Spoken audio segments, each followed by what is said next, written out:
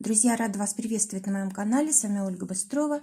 Предлагаю вам карту дня на 22 февраля 2020 года. Выпадает карта Аиста из колоды Ленорман. День обещает быть очень переменчивым.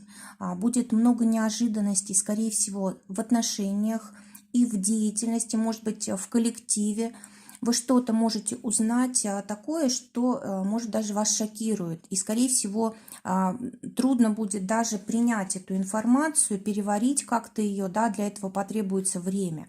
А также карта говорит о том, что могут быть какие-то неожиданные новости, может быть, это касается и отношений, может быть, что-то связано с вашими детьми, если они у вас есть, да, допустим, они там могут что-то нашалить, натворить, и вы будете с этим разбираться.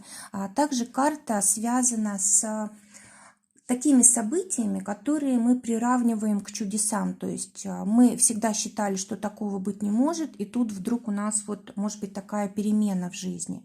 Карта очень хорошая, карта светлая, карта перемен, даже если они неожиданные и кажутся вот шокирующими, они в любом случае к лучшему. Эта карта также связана с путешествием. Может быть, кто-то отправится действительно в поездки. Здесь эта карта связана с небом, с перелетами, дальними поездками. Может быть, улучшение ситуации. Если у вас, допустим, были какие-то сложности в жизни, то этот день может кардинально все поменять. Очень быстро может все поменяться.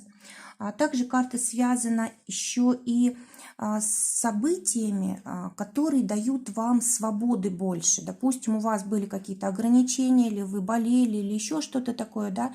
Здесь вот идет улучшение, изменение ситуации очень быстро, резко и в лучшую сторону. Друзья, желаю замечательного дня, желаю, чтобы только самое лучшее сбывалось. Всего вам доброго, до новых встреч.